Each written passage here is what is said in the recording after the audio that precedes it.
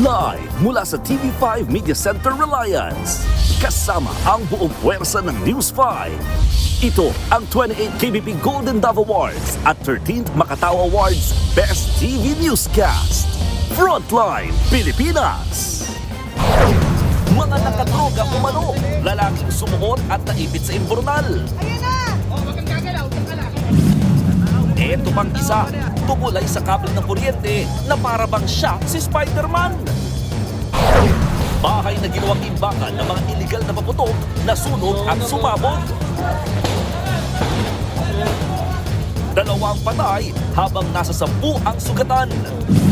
Rider sa Taguig, inabutan ng malakas na pagsabog. Galing yan sa iligal na paputok. Mga namimili sa Divisoria, nabulabog ng sunog sa mall. Natupok ang mga paninda. Isa pang sunog sa Sampaloc, Maynila nang dahil sa katol. 7 buwang kulang na sanggol na lalaki sa Surigao City, dinukot at binihisan ng pambabae para matago. Presyo ng mga pampaswerteng bilog na prutas at ng mga paputok, magkano na kaya? Alamin live! Eto na nga, Piolo Pascual, dinumog ng fans sa block screening ng MMFF entry na Manila's Finest. Happy raw siya sa mga review sa pelikula.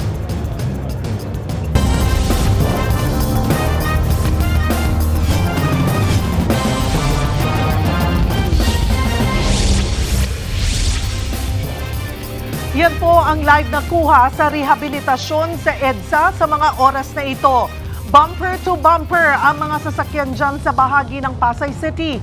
Sarado ang 2 lane sa northbound para sa rehab na magtatagal hanggang January 5. Silipin naman natin ang North Luzon Expressway o NLEX kung saan may build-up na mga sasakyan dyan sa may Balintawak Toll Plaza. Mabagal din ang usad ng trapiko sa bahagi ng may Kawayan at Bocaue sa Bulacan. Nasa 200,000 pisong halaga ng paninda ang natupok sa isang mall sa Divisoria sa Maynila. Sa gitna yan ang pagdagsa ng mga bumibili ng pang-medianoche. At live mula sa Divisoria, nasa frontline na balitang yan si Camille Samonte. Camille, natukoy na ba ang mitya ng apoy? Julius, Cheryl, iniimbestigahan pa ng Bureau of Fire Protection kung ano ang dahilan bakit nasunog ang isang stall sa loob ng Divisoria Mall. Mabuti na lang at walang nasaktan at nadamay na mga katabing shop. Nabulabog ang mga mamimili nang sumiklab ang sunog sa isang stall ng mga damit sa second floor ng Divisoria Mall sa Maynila. Nag-umpisa yan ng alas 11 ng umaga. Makapal na usok ang agad kumalat sa bahagi ng establishmento. Natunto ng apoy na sumiklab sa bodega ng naturang stall. Natupok ang mga panindang damit at iba pa. Agad rumisponde mga security guard at tauhan ng mall at ginamitan ng fire extinguisher para maapula ang apoy. Wala namang nasugatan. Dumating din ang hile-hilerang fire truck. Nagmamadali naman ang mga katabing tindera na isalba ang kanilang mga paninda. Patuloy pang inaalam ang mitya ng apoy. Sa ibang lugar naman dito sa Divisoria, makapal pa rin ang tao 5 araw bago ang bisperas ng bagong taon. Patok sa mga mamimili ang iba't ibang pampaswerte at t-shirt na tampok ang lucky color. Ang ubas mabibili sa halagang 200 hanggang 250 pesos kada kilo. Mabenta rin ang mansanas, peras, orange at kiwi sa 3 for 100 pesos. Nasa 100 pesos naman kada kilo ang kiat-kiat, habang 180 naman per kilo ang longgan. 50 naman kada piraso ang suha at melon. Meron ding dragon fruit na mabibili sa 200 kada kilo. Pakinggan natin ang pahayag ng mga mamimili na pursigido raw kompletuhin ang 12 bilang na prutas para mas maging masagana ang 2026. Usually, ganun ang ginagawa ko yearly. Okay, minsan excess pa dyan, 13 month. 13 fruits. Yun. Naniniwala ko. Parang nanggang sa sa buhay. Kunti pa lang napapamili ko kasi isa-isa lang kasi budget. Kompleto pero isa-isa na lang. Ako 2. Julius, Cheryl, sa mga oras na ito, mabigat na yung daloy ng trapiko papasok at palabas ng Divisoria, partikular dyan sa may Tutuban Center. Lalo't unti-unti na nga dumaragsan yung mga mamimili rito, lalo't hanggang hating gabi na yung mga street vendor sa kahabaan ng Ilaya hanggang Juan Luna Street. Nakapalibot din sa Divisoria at dito sa Binondo ang mga pulis para magbantay sa seguridad at para paalalahanan ng mga mamimili na mag-ingat sa mga mandurukot. Julio, Cheryl? Maraming salamat, Camille Samonte. Nasunugan ng bahay ang 10 pamilya sa Sampaloc, Manila, isang araw lang matapos ang Pasko. Ang posibleng pinagmulan ng apoy, napabayaang katol. Nasa frontline ng balitang yan, si Hannibal Talete. Ginising ng nagngangalit na apoy ang mga residente ng Mindanao Avenue sa Barangay 582, Sampaloc, Manila, pasado alas 3 ng madaling araw kanina. Sinubukan ng ilang residente na apulahin ng apoy gamit ang fire extinguisher. Ang iba, gumamit din ng balde ng tubig. Pero hindi ito umubra at lumaki pa rin ang apoy. Ayon sa isa sa mga nasunugan na si Bernardo Estacio, mabilis na kumalat ang apoy at wala silang naisalbang gamit. Nailigtas naman niya ang kanyang asawa at 2 anak na babae. Pagbabaho namin, hindi na kami makalabas kasi po nahaharang na kami ng apoy. Kaya ang ginawa namin, yung planggana tinakbok sa ulo ho ng mga bata para nilabas. Inulak ko na lang ho, kahit sumubsub sila, bahala na kahit kung anong mangyari. Tumagal din ng halos 1 oras bago naapula ang apoy. Pagpasok mo po sa loob ay light materials yung gitna. Tapos titingnan po natin yung daanan, 1 tao lang po ang kasya papunta sa loob. Kaya yung mga kasama po natin mga fireman ay doon sa bubong dumadaan. 5 bahay ang natupok at 10 pamilya ang apektado. Napabaya ang katol, ang isa sa mga tinitingnang posibleng pinagmulan ng sunog. Nagbabalita mula sa frontline, Hannibal Talete, News 5. New Fear Unlocked. Nagulantang ang mga namasyal sa perya sa San Jacinto, Pangasinan nang biglang bumagsak ang isang ride.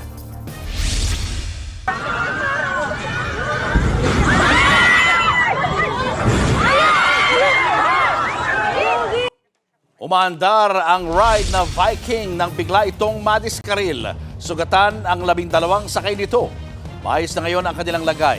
Itinigil muna ang operasyon ng perya habang patuloy pa ang investigasyon. Susunod, sanggol na lalaki, pinuntiryang kidnapin ng babaeng nagpanggap na vlogger. Pampasaherong bus nahulog sa bangin, 4 patay, higit 20 sugatan. Umut-hubad na lalaki sa Quezon City, bakit kaya nagtago sa imburnal? Habang sa Davao City, tumulay naman sa kawad ng kuryente ang isang lalaki para raw magpasikat. Abangan ang lahat ng yan sa pagbabalik ng Frontline Pilipinas.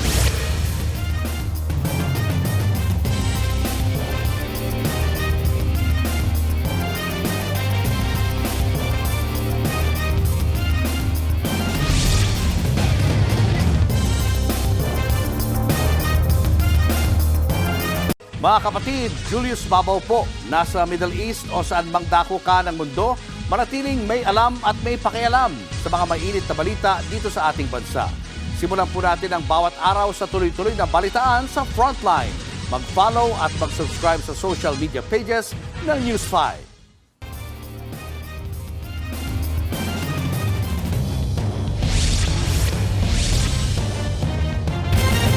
Dinukot ng isang babaeng nagpanggap na vlogger ang 7 buwang sanggol na lalaki sa Surigao City.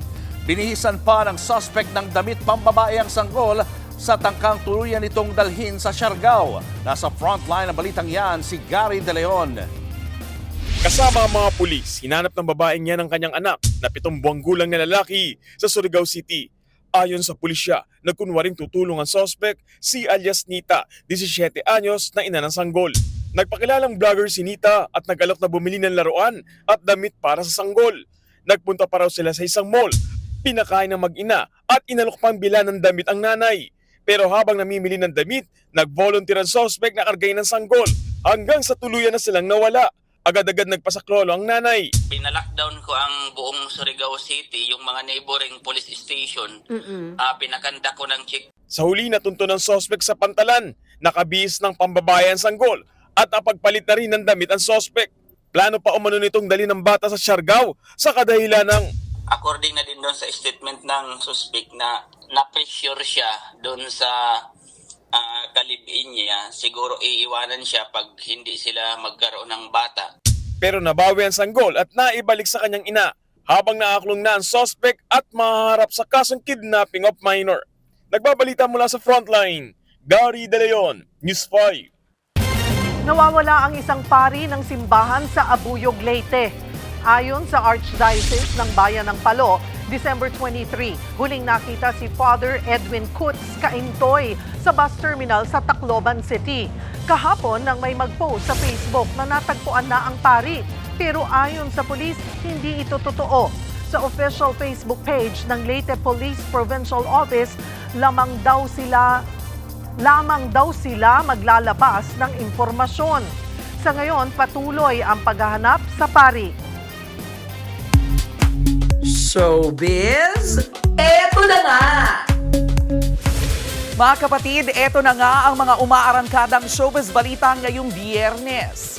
Present si Piolo Pascual sa special block screening ng Manila's Finest sa Pasay City. Kahit pa nga bahagyang may sakit, abay game po si Papa P na bumati sa kanyang fans. At live mula po sa Pasay City, nasa frontline ng balitang yan, si MJ Marfori. MJ, kamusta kayo dyan at kamusta si Papa P?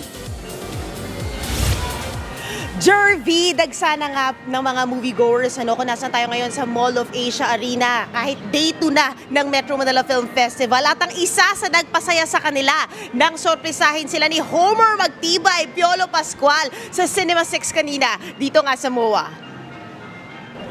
Pagpasok pa lang sa mall, dinumog na ng fan si Homer Magtibay aka Papa P na bumisita sa Mall of Asia para sa block screening ng kanyang fans, ang Piolo Addicts. Talagang mga kasama ko yan since I started. So, to have this sponsored block screening is such a big treat. Napakasayang regalo para sa Pasko. Kahapon lang, nagpahinga si Papa P mula sa sunod-sunod na promo activities ng pelikula. At kahit a bit under the weather, ang pakiramdam niya, nakaka-feel good naman daw ang mga papuri sa Manila's Finest. We worked hard for the project. They were able to really appreciate the film. Masaya tayo kasi maganda yung mga reviews na nakukuha natin. Saludo rin ang fans kay Papa P dahil every year, pahirap ng pahirap daw ang roles niya. You can never rest in your laurels and you always have to get out of your comfort zone to challenge yourself. Showing in over 80 cinemas ang Manila's Finest. Pero marami ang nananawagan na ipalabas din sa mga sinihan na malapit sa kanila ang pelikula. Jervy, bukod dito sa MOA, nagkaroon pa ng block screening sa Quezon City kung saan sumunod na nga kay Papa Piolo Pascual sina Pearl Gonzalez, Dylan Menor at iba pang cast members ng Manila's Finest. Pero eto na talagang aabangan natin this weekend. Bukas na po, magaganap ang gabi ng parangal ng MMFF para sa 51st anniversary nito.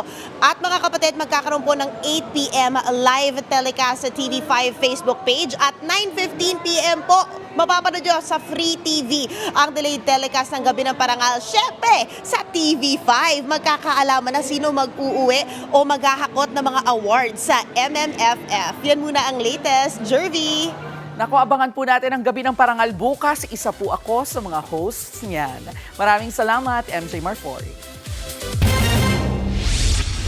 Susunod, magkasintahang lalaki, bistado sa pagpapatakbo umano ng cybersex den. At rider sa Taguig, muntik matamaan ng whistle bomb na sinindihan sa gitna ng kalsada. Yan at iba pa sa pagbabalik ng Frontline Pilipinas.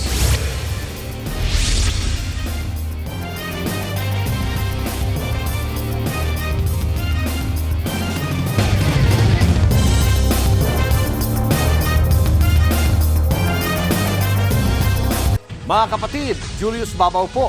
Nasa Middle East o sa amang dako ka ng mundo, manatiling may alam at may pakialam sa mga maiinit na balita dito sa ating bansa. Simulan po natin ang bawat araw sa tuloy-tuloy na balitaan sa Frontline. Mag-follow at mag-subscribe sa social media pages ng News 5.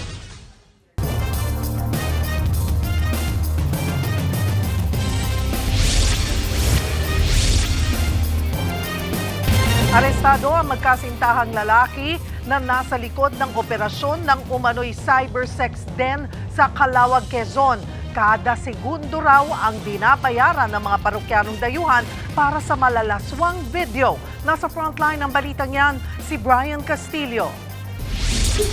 Sinalakay ng mga pulis ang umano'y cybersex den na ito sa Calawag, Quezon Province. Sa isa sa mga kwarto, naabutan pa ang isang performer na nakapustura at nakasuot ng lingerie.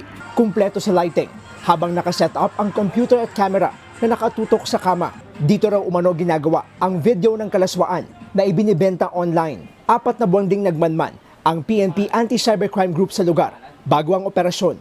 Napag-alaman pa namin, sila ay hindi lang mga kalalaki at mga minor din ang kanilang nire-recruit.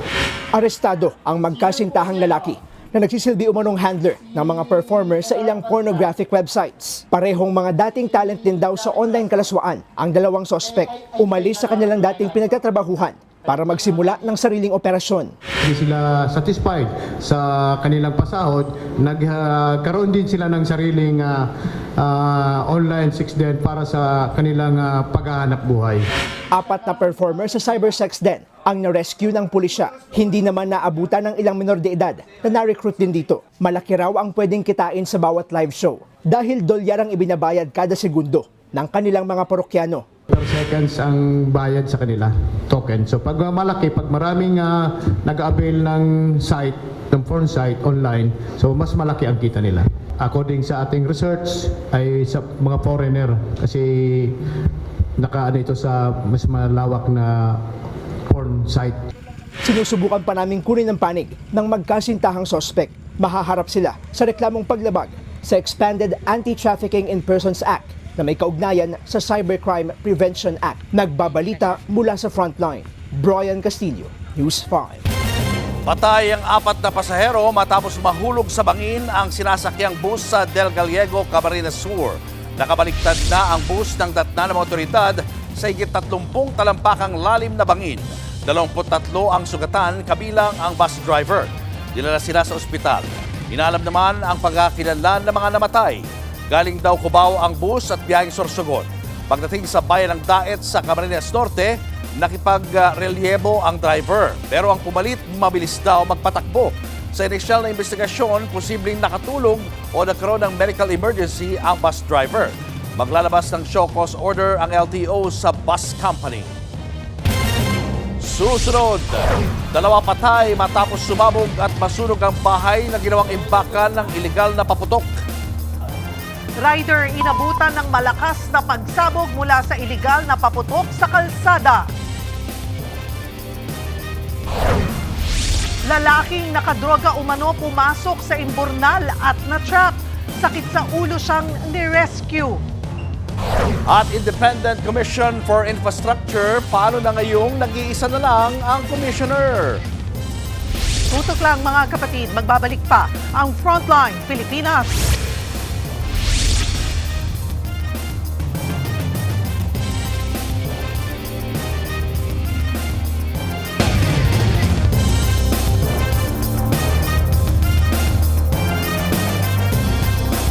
Mga kapatid, Cheryl Cosim po.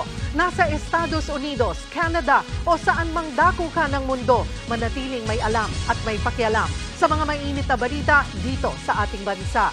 Simulan natin ang bawat araw sa tuloy-tuloy na balitaan sa Frontline. Mag-follow at mag-subscribe sa social media pages ng News 5.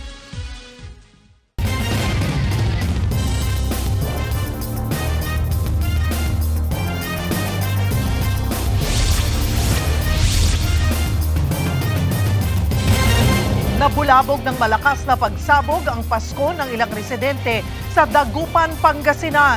Nawiyan sa sunog kung saan 2 ang namatay. Live mula sa Dagupan, nasa frontline ng balitang yan si Mon Valdez. Mon, ano ba ang sanhi ng pagsabog? Cheryl Julius, ang itinuturong dahilan o mitya ng naturang pagsabog na nauwi nga sa sunog, mga illegal na paputok na nakaimbak sa isang bahay dito sa Dagupan City, Pangasinan. Kaya yung mga residenteng nasunugan at nawalan ng mahal sa buhay, malungkot na sasalubungin ang bagong taon. Mismong araw ng Pasko, nilamon ng naglalagablab na apoy ang mga bahay na ito sa Barangay Bacayo Norte sa Dagupan City, Pangasinan. Maririnig din ang sunod-sunod na paputok. Agad rumisponde ang mga bumbero. Tuluyang naapulang apoy matapos ng 2 oras. 8 bahay ang naapektuhan. Pagliwanag, tumambad ang iniwang pinsala. Nagkalat ang mga tipak ng bato sa paligid. Nagiba rin ang mga pader at sahig ng bahay. Nasunog at nagkasira-sira naman ang mga motorsiklo at tricycle sa lugar. Base sa investigasyon ng Dagupan Police, imbakan daw ng illegal na paputok ang bahay na pinagmulan ng pagsabog. May nagluto sa loob, pagkatapos parang may sumingaw na fumes. Kasi kung ang pagsabog kasi bigla, isang malakas, mukhang nakulob yung fumes ng powder. May nakita rin silang mga triangulo at oversized na bawang sa lugar. Pataguro palang ginagawa mga illegal na paputok dito. Doon na sila mismo sa loob ng residence. Tapos tinakpan nila lahat ng mga kurtina, yung mga pintuan para hindi talaga masilip. Ayun, nag-accumulate yung mga fumes. Ang masaklap, 2 ang patay sa insidente habang hindi bababa sa 10 ang sugatan. Kabilang sa nasawi ang 7 taong gulang na anak ni Janet. Kauuwi lang doon nila matapos kumain sa labas at makikiparty lang sana sa kaanak nang biglang mangyari ang pagsabog. Sobrang dali lang po nawala yung malambing kong anak. Hindi ko alam paano ko magsisimula ulit.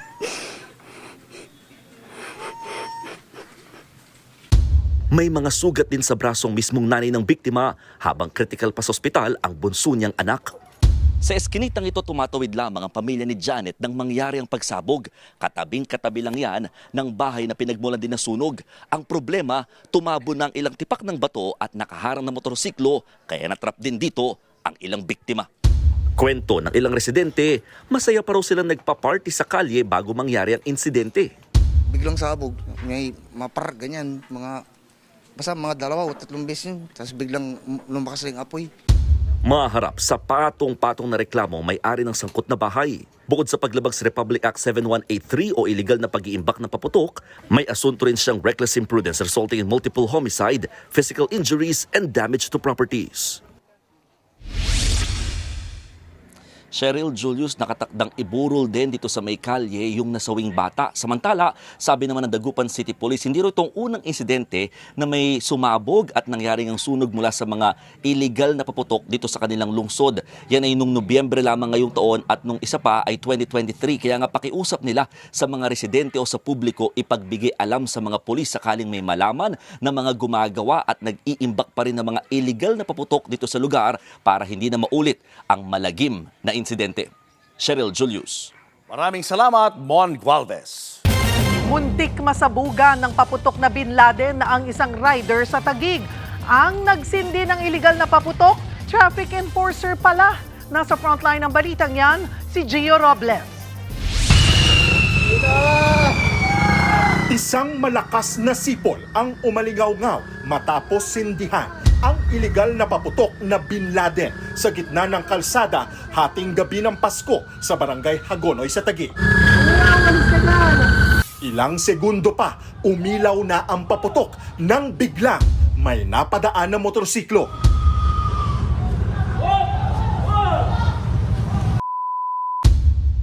Saktong inabutan ng malakas na pagsabog ang rider na sinubukang harangin ng lalaking nakaputi. Bago yan, nakita pa sa CCTV ng barangay ang parehong lalaki na mismong nagtirik at nagsindi pala ng iligal na paputok. Sa pulsa video ang pagsabog na sinundan ng makapal na uso na pag-alamang ang lalaking nagpaputok ay residente ng barangay New Lower Bikutan, Taguig. Dinala siya sa Taguig City Police Station dahil sa paglabag sa ordinansa ng lungsod. Isa yung nagsindi, siya yung ating na-arresto or pinatawag sa police station. Tapos ang kumuha ng video is yung pinsan niya. Yun yung nag-post ng video. So isa lamang siya, posible siya magmulta ng 2,000 hanggang 5,000 pesos.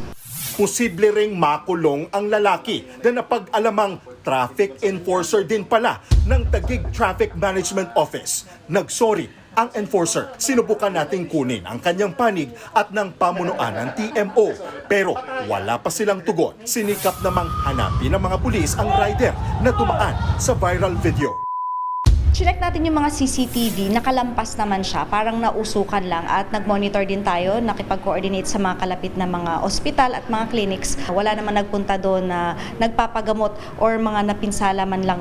Ayon naman sa barangay, nagkasira-sira ang motor ng rider pero nagkaayos na raw ang dalawang panig. Nagsettle na lang sila sa amount na babayaran doon sa motor. Yung rider naman is, siya, okay naman, wala naman siyang galos or wala namang okay naman siya. Nagbabalita mula sa Frontline, Gio Robles, News 5. Dumoble na ang presyo ng mga paputok at pailaw sa Bocaue, Bulacan. Dumami kasi ang mga mamimili.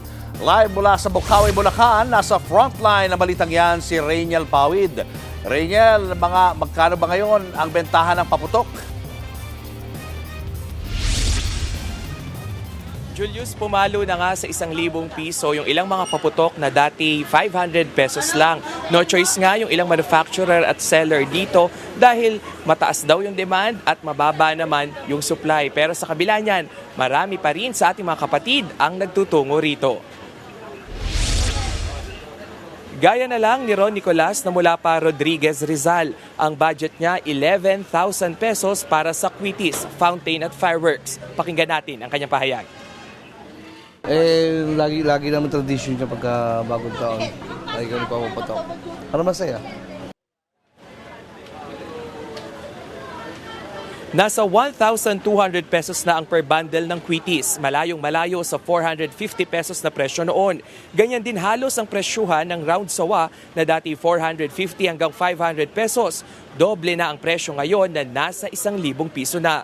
Sa mga pailaw naman, yung luces na dating 180 pesos, 350 pesos na. Ang fireworks naglalaro ang presyo sa 1,800 hanggang 3,000 pesos depende sa disenyo. Ayon naman sa firecracker stall owner na si Joanna, bisperas pa lang ng Pasko, dagsana ang mga mamimili rito sa Bocaue. Pakinggan natin ang kanyang pahayag. Binless ako ni Lord ngayon, marami kong customers na dumating bago mag-Christmas. At yung after, yun, madami pong mga dumating. At malamang po, magtutuloy-tuloy siya hanggang sa 30, 31. May suggestion naman ng PNP magkaroon ng centralized firecracker market sa bawat lungsod o munisipalidad. Sa ganitong siste, may iwasan daw ang firecracker-related injuries na madalas nagmumula sa mga iligal o hindi rehistradong paputok. Kapag may designated firecracker zone daw, anumang itinitinda sa labas nito, kinukonsidera na unauthorized o maaari nilang kumpiskahin. Sa datos ng PNP, 47 na ang nasaktan dahil sa mga paputok mula December 16. Mahigit 54,000 naman na iligal na paputok ang nasamsam. Paalala rin nila, bawal ang pagtitinda ng paputok online. Julius, ngayon nga rito ay nagsisimula na yung pagdami ulit ng mga mamimili. Karamihan sa mga kapatid natin dito ay galing pa sa Norte at Southern Luzon. Yung ilan naman, sinabi nila naglaan daw talaga ng budget para nga rito sa paputok dahil iwas malas para kalampagin na rin daw yung mga nangyayaring kamalasan sa buong taon at magtuloy-tuloy na yung magandang pasok ng 2026. Julius. Maraming salamat, Rainiel Pawid.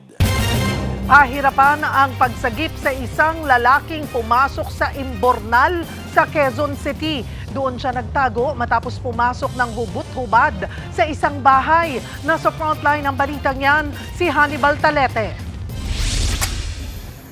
Ayan, Kapaskuhan, lalaki sumiksik sa Imbornal. Hinukay ng mga taga-barangay ang paligid ng imburnal na yan sa barangay Sangandaan, Quezon City bandang alas 7 kagabi. Nagtago kasi doon ang isang hubot-hubad na lalaki. Nasa 5 metro ang haba ng imburnal kung saan pumasok ang lalaki. Sige, basagin nyo na. Ibabaw na yan.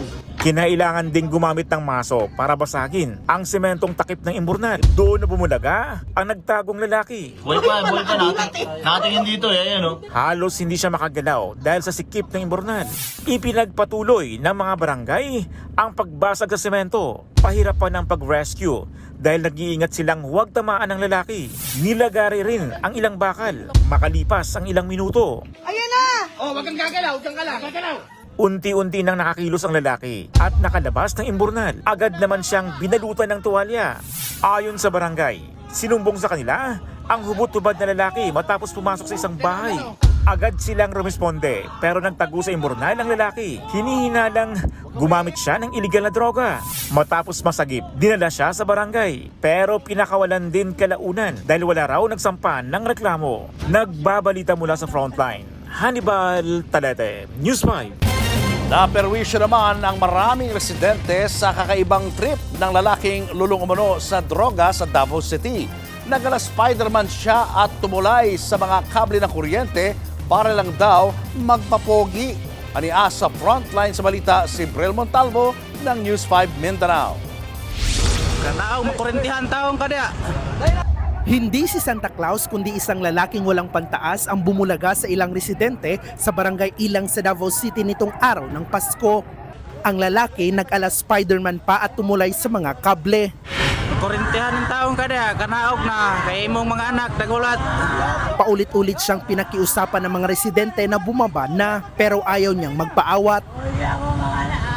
Pinagpatuloy pa niya ang paglalakad sa mga bubong at pagtawid sa mga kable ng kuryente. Hindi na nakunan sa video ang mga sumunod na pangyayari pero sandali raw na bumaba ang lalaki at umakyat sa poste ng kuryente. Dito niya ipinagpatuloy ang pagtulay sa mga kable ng kuryente. Pansamantalang pinatay ang supply ng kuryente sa lugar para hindi makuryente ang lalaki. Pero nagdulot naman niya ng matinding traffic. Umabot ng 2 oras ang negosasyon bago tuluyang napababa ng mga rescuer ang lalaking kinilalang si Piolo Apor, isang construction worker. Nang tanungin kung bakit niya ito ginawa, nagawa ko lang yun kasi gusto kong magpapogi, magpasikat. Sikat lang. Aminado si Apor na gumagamit siya ng iligal na droga bago umakyat sa mga bubong at poste. Hindi ko na maintindihan yung ginawa ko. Bagong labas lang din kasi ako sa kulungan dahil sa droga din.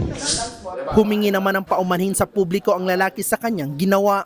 Nasa kustudiya na siya ng mga pulis at mahaharap sa reklamong alarms and scandal. Nagbabalita mula sa frontline, Bril Montalvo, News 5, Mindanao.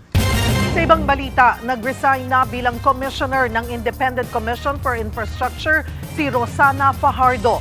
Sabi naman ng palasyo, talagang tapos na ang trabaho ni Fajardo sa ICI. Nasa frontline ng balitang yan, si Gerard de la Peña. 3 buwan pa lang mula nang mabuo ang Independent Commission for Infrastructure, nalagasan na naman ito ng isang miyembro. Nagbitiw na bilang commissioner ng ICI si Rosana Fajardo. Giit ni Fajardo, nakumpleto na niya ang trabaho niya sa ICI. Naniniwala rin siya na ang tungkulin sa pag-iimbestiga sa maanumalyang flood control projects ay ililipat na sa ibang ahensya tulad ng DOJ at Ombudsman. Mas akma raw na sila ang mag-imbestiga para masigurong mapapanagot ang mga tiwaling kontratista at opisyal ng gobyerno. Dagdag pa ni Fajardo dahil sa pagbibigay prioridad sa mga panukalang bubuo sa Independent Commission Against Infrastructure Corruption at Independent People's Commission, magiging mas epektibo raw ang isang permanenteng komisyon para suportahan ng ombudsman. Bago si Fajardo, nauna nagbitiw si Baguio City Mayor Benjamin Magalong bilang Special Advisor ng ICI noong Setyembre. Yan ay matapos ipareview ng palasyo kung tama ang pagkakatalaga sa kanya. Sumunod naman si Rogelio Babe Singson na nagbitiw lang nitong buwan bilang commissioner dahil sa kanyang kalusugan. At ngayon nag-resign si Fajardo, tanging si ICI Chairman Andres Reyes Jr. na lang ang natira sa komisyon.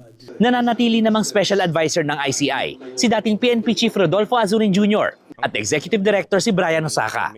Para kay Reyes, hindi nakahagulat ang pagbibitiw ni Fajardo. Nabuo raw ang ICI na may klarong mandato, mangalap ng ebidensya at magbungkahi ng mga susunod na hakbang.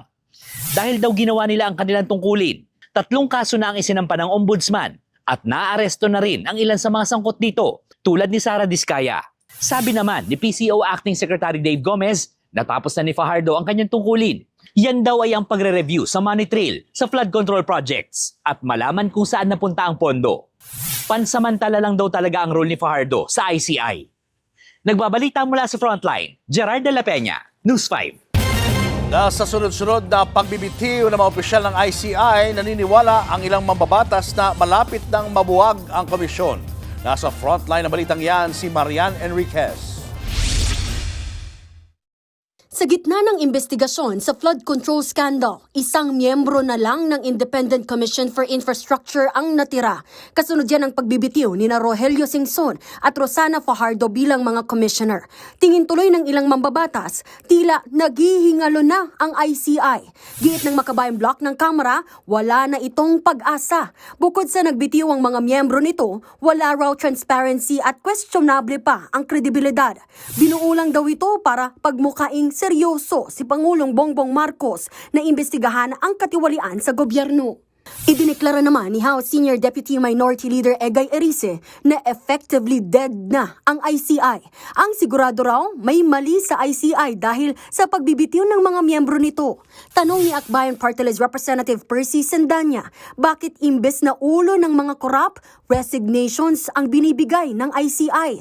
Bibingo na raw ang komisyon dahil 2 sa 3 miyembro nito ang nagbitiw na. Tanong naman ni ML Party List Representative Leila De Lima, paano magagampanan ng ICI ang tungkulin nito kung iisang miyembro na lang ang naiwan sa komisyon? Dahil daw hindi rin na-certify as urgent ang Independent Commission Against Infrastructure Corruption, nakapagdududa raw ang sinseridad ng administrasyon. Kaya sabi ni De Lima, hindi nakapagtataka na walang napakulong na kahit isang big fish sa flood control scandal. Sabi rin ni ACT Teachers Party List Representative Antonio Tino, budol ang pangakong yan. Well, ang mga big fish, unang-una na may pananagutan ng presidente mismo. Ang kanyang mga pinakamalapit na cabinet officials. Tapos, of course, yung mga leaders ng House and Senate. Ngunit nakita natin tila nabudol lang tayo ng Pangulo na nangako na by December 15 may mga makukulong na malaking isda. Wala tayong nakita so far. Umalma naman ang Malacanang sa mga nagsasabing wala pa ring nahuhuling malaking isda. Ayon kay Acting PCO Secretary Dave Gomez, may ilan ang itinuturing na bagong napoles ang mag-asawang Sara at Curly Diskaya. Pareho raw nagpasko ang mga ito nang nakakulong. Dagdag pa ni Gomez, asahang mas marami pang makukulong pagpasok ng bagong taon. Nagbabalita mula sa Frontline, Marian Enriquez, News 5. Showbiz, eto na nga! Mga kapatid, eto na nga. From Japan to Paris, serving face card si BTS member V. Cover model lang naman si V ng Vogue magazine sa Japan na ilalabas po sa February 2026. 90s cinema ang vibe at ang makuha ni V, aakalain mong galing talaga sa pelikula. Ito pa nga, head turner din si V sa isang fashion show sa Paris. Kasama ang Korean stars na sina Park Bo-gum at Bae Suzy. Ito pang matindi. Tuloy-tuloy pa rin ang pinipilahan sa mga sinihan ang MMFF entry na Manila's Finest. At marami sa mga nakapanood na bilib po sa husay ng cast, lalo na si Ashton Olviga. Nasa frontline ng balitang yan, si MJ Murfoy. Manila's Finest is indeed a must-watch ngayong 51st Metro Manila Film Festival. Mula sa creatives hanggang sa technical aspect ng pelikulang ito, hands down ang mga manonood. Pagdating naman sa kwento, marami kang matututunan bukod sa history and kung ano yung talagang trabaho ng mga pulis. Natutunan ko na always do good. Pag susundan mo yung storya. Lumutang din sa mga manonood ang husay sa aktingan ng mga artista ng bagong henerasyon, lalo na si Ashton Olviga. Martila Menor, ang galing din niya dito. And Ashton Olviga, iba rin talaga umarte ang isang Ashton Olviga. Sumasabay din talaga. Kiko Estrada, oh my God, iba ka rin. I'm telling you, she is a revelation here in Manila's Finest. Lahat ng eksena niya walang tapon at importante sa kwento. And as expected, Hindi rin nabigo ang expectation sa mga more experienced actors kagaya na lang ni Piolo Pascual, Cedric Juan at Enrique Hill. Napapanood na rin ang pinaka-napapanahon at pinaka-makabuluhang pelikula ng taon, Manila's Finest, in more than 80 cinemas nationwide. Nagbabalita mula sa Frontline, MJ Marfori, News 5. Susunod, lasing na rider na nakatulog sa gilid ng kalsada, ninakawan ng motorsiklo. Tutok lang mga kapatid, magbabalik pa ang Frontline Pilipinas.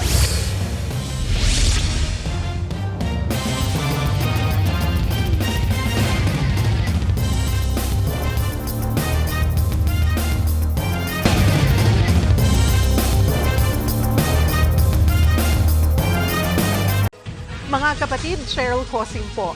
Nasa Estados Unidos, Canada o saan man dako ka ng mundo, manatiling may alam at may pakialam sa mga maiinit na balita dito sa ating bansa. Simulan natin ang bawat araw sa tuloy-tuloy na balitaan sa Frontline. Mag-follow at mag-subscribe sa social media pages ng News 5.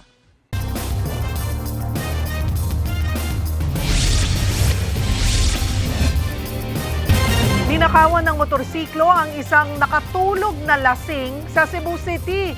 Ang insidente sa pool sa CCTV. Naasa frontlining balita si John Roa ng News 5 Visayas. Sa kuhang ito ng CCTV, makikitang nilapitan ng lalaki ang isa pang lalaking natutulog sa gilid ng kalsada sa Cebu City. Ang natutulog na lalaki, ninanakawan na pala ng susi ng motorsiklo. Sa isa pang kuha ng CCTV, pinuntahan ng kawatan ang motorsiklong nakaparada sa gilid. Nagawa pa nga nitong umihi muna sa tabi bago paandarin ang motorsiklo at sumibat.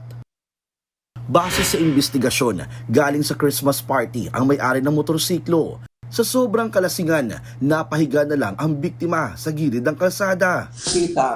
Nakita ng sospek ang biktima na nakahiga sa kalsada. Pero ang susi ng motorsiklo ng biktima ay nasa tabi lang nito.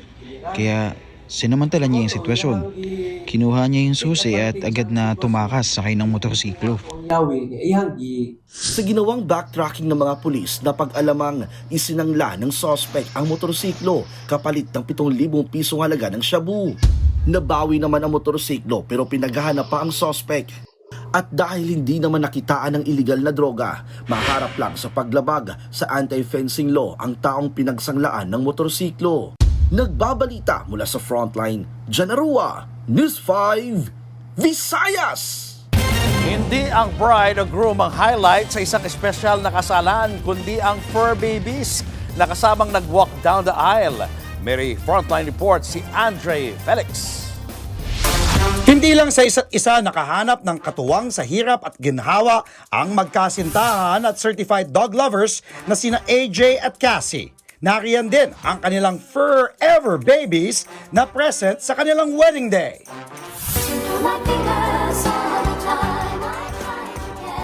Kakaiba at grabing blessed kami na makapag-celebrate kami ng ganitong klaseng event. Sa big day pa namin, tapos yung mga pinakamamahal namin na alaga, kasama namin sila. Imbes na bouquet of flowers, puppy ang hawak ng bride. Habang ang ilan namang dogs, rumampa sa aisle kasama ng ilang abay. It's a lot easier for us to work. Malaking hamon naman sa wedding organizers ang kakaibang twist ng seremonya. Pero sa huli, naging perfect at naging memorable ang okasyon. Ito iba kasi, it's really a test of patience eh. Kasi since wala naman tayong control sa behavior nila. So when it went well, nung nakita namin na even the dogs themselves nag-cooperate, naging masaya. Kumbaga parang it's one sigh of relief. Hindi naman natatapos sa ceremony ang special participation ng mga doggies. Ang spotlight sa kanila, abot hanggang reception. Siguro kami yung first ever na ganun kadaming dogs yung papasok inside the reception. Ang kwento ni na AJ at Cassie, patunay na may forever. Lalo't kasama natin sa buhay, ang pets nating magtuturo sa atin ng loyalty at wagas na pagmamahal. Showbiz, eto na nga! Mga kapatid, eto na nga. Bukas na po ang pinakaaabangang gabi ng parangal ng 51st Metro Manila Film Festival. Magtatapatan po dyan ang 8 pelikulang kalahok sa MMFF mula sa pinakamauhusay na artista hanggang sa pinakamagagandang obra. Kabilang po ang Manila's Finest ni Piolo Pascual, produced by MQuest, Signal at Spring Films. Sina kapatid stars Andrea Brillantes at Dom Corilla naman ay mapapanood sa Reconnect. At ang inyo naman pong lingkod ay kasama sa pelikulang Unmarry.